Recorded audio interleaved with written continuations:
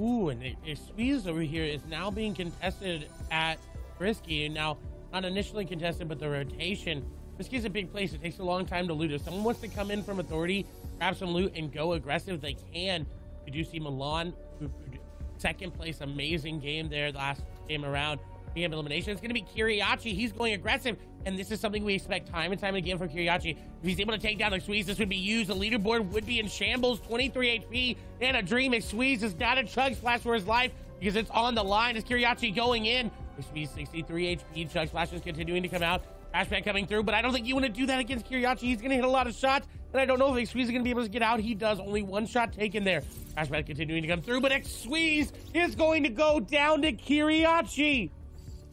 Kiriachi says, from Russia with love, we'll take him down there. Clears the path for Gambit's Toos to potentially overtake it. Now all the pressure on Toos with Tayson behind him. The gap between them was 7 points going into the game. If Toos is able to pick up a top 50 plus anything, I believe the tiebreaker is yes, he has the victory royale. So Toos gets top 50. He will push into first place. Tayson has an opportunity to overtake them, but the French player MCSX Squeeze is down and out. Kezix also has an outside shot to climb his way up. We've seen him play very aggressively. 38 points now. Big headshot right there off of the start. You can see 96 players still remaining on this side, so we're going a little bit back in time here. The replay should have given that way in the top right. So Toos picked up his own there onto Jake I, so he's going to get himself back up. The little Martos shot comes through. He baits out the box, hides in the cone, and a nice shot there. 158 if Tayson goes down. This would be a free ride for Toos, and he does. Martos takes down Tayson. And if he's able to pick up both of these eliminations, it'd put him in such a good spot. He'd go up to 41 points, as well as just the confidence going in. He's able to W key perfectly, as Kiriachi is W keying a little bit there onto Antrak and got the elimination. The shots come through. Kezix is going to pick up Cyrox, and my heart dropped a little bit there. Thought he was going to be eliminated, but he was able to clutch it out now, and Dilix is nearby as well. He's moving. He knows there's another player there. He's on the aggressive push. It's going to be very, very, very hard. He can at least push up into second, but with 1, 2, and 3 being open for anybody to grab, Kezix has got to have a lot of pressure coming down on him. It's anybody, realistically, whoever the victor of this game is, if they're on the top page and able to really convert, they have an actual opportunity if they get 6, 7 eliminations, which we've seen a number of times. Again, the record currently sitting at 9 going through, but let's say it's an actual record-setting performance. You go through, you get 9 and the victory royale. That is a 23-point swing. That would be just enough for Hardfine to Resty come close and almost get the victory, but he definitely would need that tiebreaker to come in. It will just need to break it because the tiebreaker would go to Toos. Toos has 2 victory royales. So if anybody ties Toos, he automatically will win. So Resty is looking for that victory royale with 3, 4, 5 eliminations. And it's something he can do. He's been close. He got a second place with 5 eliminations. He just needs to get that. He just needs to get that last little bit. And Kezix as well, right? They were neck and neck coming into this game, but Kezix we've already seen start to eclipse in points as we swap over to Bad Sniper, who has not been having the best of games, but is looking to set up a little ambush here. That's been the story of Europe. And unfortunately, Dookie going to go down there to Bad Sniper, getting to run a little bit sooner. But Bad Sniper needed this. He needs about 21 points is what we're looking at for qualification, and he's looking to solidify it. As you can see here, trying to add himself up and continue with the aggressive playstyle. You can see he's on the hunt right now, and he finds it. Iwa going down there, 56 for him, and now 3 eliminations from Wolf. He's pushing him up to 30 points. Yeah, the opportunities for these players to have one of those huge clutch moments. Generally, it's a battle between 1 or 2 people at the top, but anybody who takes over and wins this game, who is kind of within that 5th to 12th run, has an actual opportunity to just steal the entire tournament. And right now, the Juniors Duels trying to find a way back into this tournament with only a single wooden build left. 24 attack comes through the attack, but Ovation, Noah Riley going to clean that one up, take the floppers, take the spoils. And so not just going to go out easy. He's going to put the pressure back on Wolf. He's not going to allow him into his box. And if you want to fight me, you got to fight me for this. The shots going through, they're exchanging. None of them hitting, though, as Kensel is going to box Wolf. He's up there. Back and forth, and a big tag there. The 5 big pots may not matter anymore, as Kensel is going to take him down. Wolfie's just got too over-aggressive. On your screen, looking to try to crash pad in, is unfortunately going to fall off the side of the mountain. Not able to get where he wants to be. The shots come through. The shot strike comes through, and Omega is going to fall there because of it. Yeah, but notice how Arion has no builds in that situation. That's why he went for the last minute crash pad. That was one of our players who could have potentially had an outside shot of taking over, and he Light could be one to do it, but he would need a very, very big run. And putting it together now, Samtosh gonna go down, and the immediate shots coming through. I believe that may have been a harpoon that ended up tagging him there, as Light does disengage there from Krej. He's gonna fall. He's in zone trying to heal. Players are shooting at him.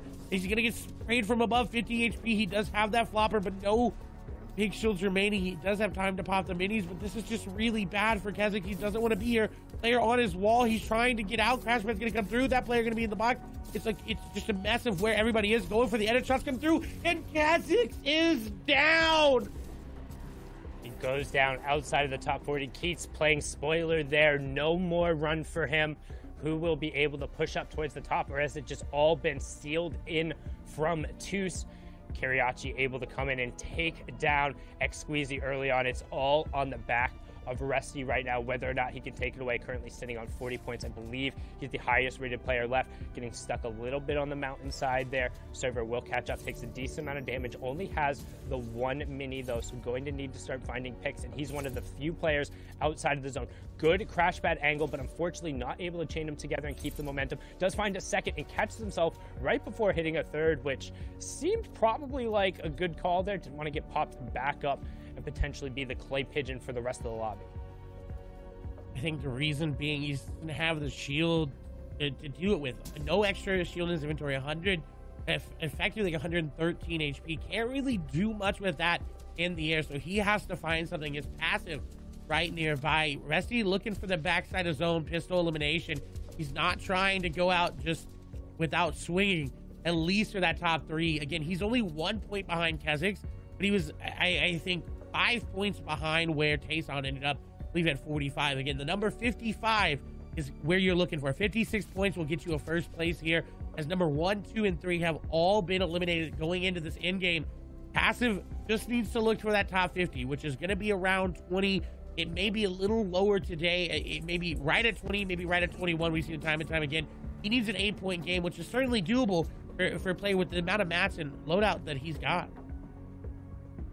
It would be doable, but it's going to be very difficult. In one quick little call, it Cypher Passive was able to rocket himself up the standings last game from 90th to 30th. While he hasn't locked a qualification yet, that's a really impressive performance. It's something we talk about seeing on the backside. Now, it's all going to come down to who's able to steal a victory royale away here, either for a qualification themselves, it'll guarantee a spot in heats through the points, or potentially stealing away that number 1 spot. However, Toos looks like he seems to have had it with a little bit of help from Kiriachi, taking out Xqueezy off of the start. Kiriachi did seem to guarantee himself a qualification with his early eliminations despite being taken down. Now on board here, Air Bafo getting a good rotation and landing directly on top of 404 Rocky, another player who spent some time in the top 10 but unfortunately dropping down. Mitra will pick up Kinzel as well as we close in on top 30. Light, another player who potentially could have made that run, will fall to X-Camo. So this is going to be mostly about who's able to seal their qualification in here and potentially a miracle run at the end, though it doesn't look like we're going to get it. And MCES Xqueeze should be likely our qualifier 3 champion, but now on board here with Irabafo. And he's in a decent spot. His second height, though, is looking to take it here. Now all the way back down to a little bit of, a sticky situation there, able to get out. We see Refsguard going to get eliminated there. Bafo making their way through. Avesta Kira, who's got that kit shockwave launcher in his inventory, only has 2 shockwaves left, so he's looking to go up the high ground again. Passive we saw was sitting around, I think, 30, the mid to the high 30s there, so he could make the run as well. It could be very, very close. He's going to need a miracle play. Kira is going to take the high ground for now, but builds remaining are concerning for a little bit as he's trying to look for any elimination that he can, any use of that shockwave launcher if it's able to get him an easy elimination. The nice beam there up above, that's going to be Flick going down there to fall damages. Kiko going to go down as well, but a lot of players still in this that could contest for that top spot. We saw Resty still in this game as well, has yet to go down. Right there in your screen, you see Thomas HD as well. And for a lot of these players, it's just about staying alive to get as many placement in as many elims as I can so that I can get into that top 50. Is passive now on your screen in a very, very good spot. So my apologies, was not right where I thought he was at 16. So he needs an amazing game just to qualify.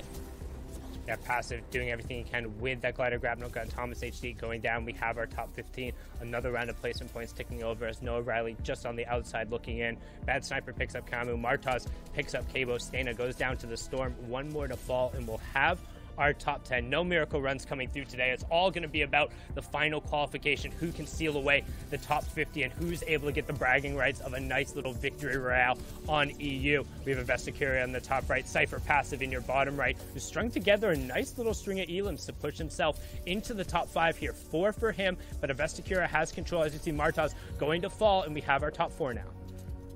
And that's just what Passive needed. He needed an amazing game to get those points up there, because he was on the cusp of not qualifying, and this would be amazing if he was able to pick up the dub and qualify. As Pickus is unfortunately going to fall there to Kira, as the Jules glider going to be used to take high ground there. Kira needs to get that shockwave launcher reloaded, and he does, but he's going out in the zone a little bit too far in. He doesn't have any floppers to regain that HP, but only 3 ticks taken, as Passive is taking the high ground there. Podesai on the low ground, looking to try to stay in zone for as long as he can. The shockwave launcher going to be used. Passive going to block over the top, is not going to get shockwave in the zone. He does have the grapple gun, so he can use it to drop on down. Shots coming through. Kira gonna get actually eliminated there by Podesai to fall damage. This is Passive's game to win. Shots coming through. He's got the shotgun out. He's doing a lot of damage. The shockwave was used, but Passive gonna come out on top with a 6 elimination victory royale. Heading into this game, Squeezy was ahead by 2 points. Toos was behind him by 2 points. Immediately, Squeezy was eliminated 89th, and Toos held on. He picked up 2 eliminations and placed 68th to get himself the 3 points to move him into that number 1 spot. Wow, what a tournament for that to actually occur. Toos hangs on, but by a mere thread. And like you said,